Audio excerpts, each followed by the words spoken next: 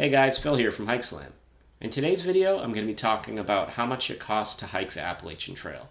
So I thru-hiked the trail in 2011 and it cost me $2,700. So that's all you need to know. It costs $2,700. Just kidding. I'm going to break it down a little further, go into some specifics. But the first thing you want to consider is that $2,700 in 2011 with inflation would be about $3,500 now. So that's quite a big difference there and kind of depressing. But that cost of that $2,700 was not the gear that I had going into the trail. That was my cost to get to the trailhead and then everything from there on out. All the food, all the replacement gear I had to buy, all the hostels I stayed at, all the hotels I split. That's basically all your costs on the trail. Oh, medical expenses. So yeah, $2,700. But I ran into a number of people who spent a lot more money than I did. I ran into a lot of people who spent less money than I did. But on average, it seemed to be around what I was spending. So my philosophy was I wanted to spend a good amount of money in town, not on like fancy hotels or, drinking booze or anything like that. But it was more like when I got to town, I wanted to make sure that I ate the best food. I ate the food that I was craving. So those two aren't always the same thing. Sometimes the best food for you, actually almost all the time, the best food for you isn't what you're craving. You're craving burgers and pizza and all kinds of ice cream, all that kind of stuff. But anyway, so I wanted to make sure that I always had money for the food that I wanted to buy and I wasn't skimping out on that. I also wanted to make sure that I had money for replacement gear, which did come up. I had to replace my shoes twice, but on one of those occasions I got a free pair, but that won't always happen. New Balance gave me a free pair of shoes. The other one was I had to replace my backpack at one point, but that's the same thing. Go Light, which no longer exists, they actually gave me a free pack to replace the one that I had, but I had to buy a pack cover.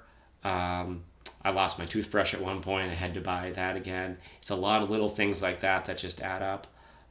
All the food, when you'd stop to get resupply, I would go to whatever was most convenient. So it wasn't always the most convenient to have a discount grocery store close to you. Sometimes when you'd get off the trailhead and you want to get quickly back on, you'd find yourself resupplying at a gas station where everything is 2 and 3 times the cost of what it would normally be at a grocery store. But it didn't really bother me. I enjoyed the convenience of it. So if I could have the convenience and trade off the price, that was worth it. Other than eating the food I wanted, making sure my resupplies were convenient, I also wanted to, there were times when I wanted to stay at a hostel or split a hotel room with a couple other hikers. So I wanted to be able to do that too. I wanted to have the money to do that, to relax, to have a shower, get my laundry done. There was a couple times when I got a little injured, like a knee injury here or there. And one thing that sticks out to me was Parisburg, Virginia, I believe. I slipped. I injured my knee pretty badly. It wasn't sprained necessarily. I don't really know what I did, but I was having a little bit of trouble. I knew I needed to rest up. So in that situation, I wanted to make sure that I could stay at a hotel for a couple days, take a 0 day, relax, so that way I could get back on the trail and complete it. So I think overall it was a pretty good strategy, but those were the things that I spent most of my money on. So for gear, replacement gear I started talking about a little bit. Another thing that came to mind was I had these really cheap trekking poles at the beginning of the hike, and they just got completely destroyed by the time I got to New Hampshire. And when I was going up into the White Mountains, I wanted to make sure that I had a nice pair of trekking poles, because as I hiked along, I realized how important it was and how much it saves your knees going downhill. So I went into a gear supply store in, I think it was Hanover, New Hampshire, right on the Vermont-New Hampshire border, and I bought a really nice pair of Lecky trekking poles, and those were awesome. Those were totally worth it, worth every penny. But for the most part, my gear held up pretty good. But I just wanted to have that buffer, that cushion, where if in case something happened, in case I needed to buy a new tent, I could. So I wasn't really too stressed about money the whole time. And if you think about it, $3,500 now, or $2,700 in 2011, for 5.5 months of living in the woods, all the food, all the adventure. Totally worth it. Would do it again in a heartbeat. Would spend twice as much. It was amazing and worth every penny. The people that I knew that spent more money were often taking more time off. So there were people that would take extra time off. I didn't really like to take a lot of 0 days. 0 days are days where you don't hike. So there were a couple of people that would do double zeros a lot. And if you're doing a double zero, that would mean that that's extra nights in a hotel. Usually it's like a Super 8 or something, so it's not going to break the bank. But extra nights, that's a couple $100 maybe. And then you're talking about extra food because you're staying in town that long. If you're in town with friends from the trail, you'll probably want to go drinking. You might want to go see a movie. I did see a couple of movies too when I was out. I think I saw Woody Allen movie Midnight in Paris. I saw that during a 0 day, the Delaware Water Gap. And then I also saw Captain America, the First Avenger. I saw that in New Hampshire. I think it was Lincoln, New Hampshire. And yeah, it's funny to think back like that. I had no idea any of those superhero movies were coming out. And I was like, they're making a Captain America movie? This is weird.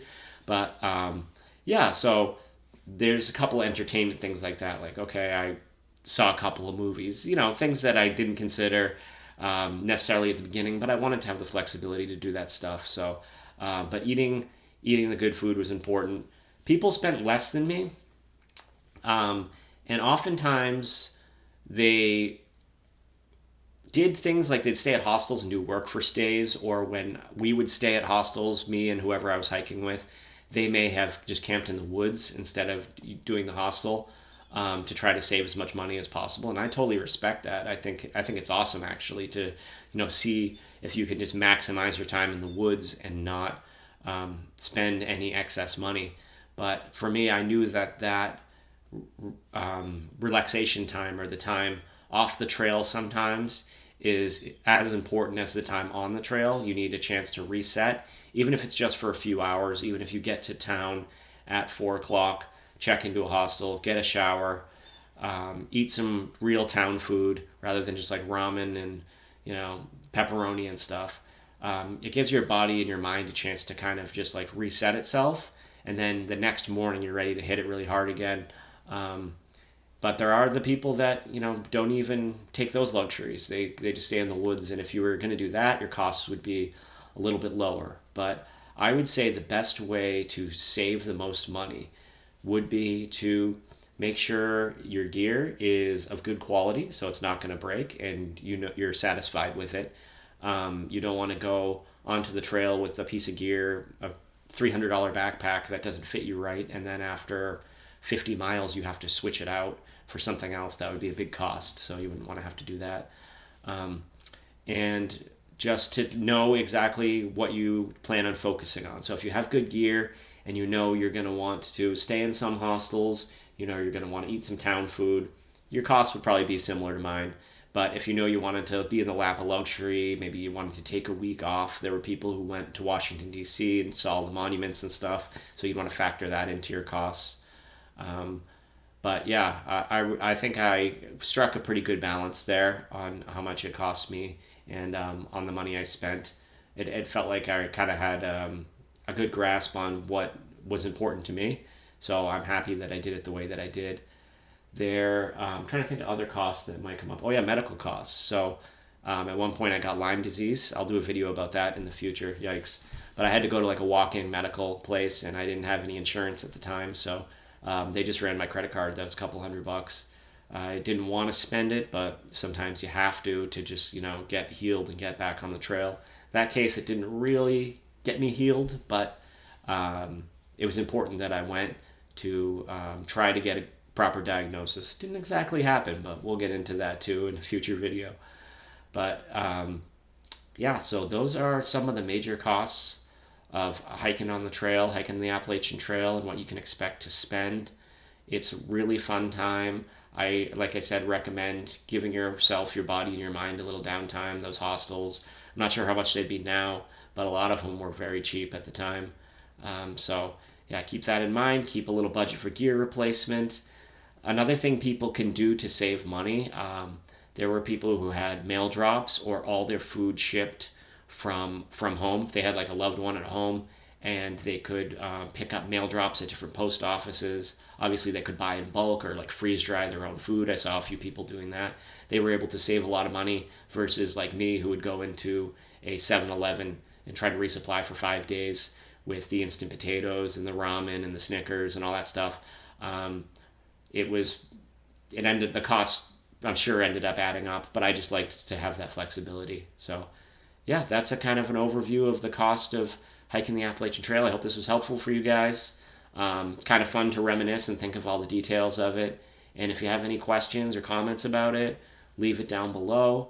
And if you put a like on this video, it'll let me know that you enjoyed it and you want to see more like this.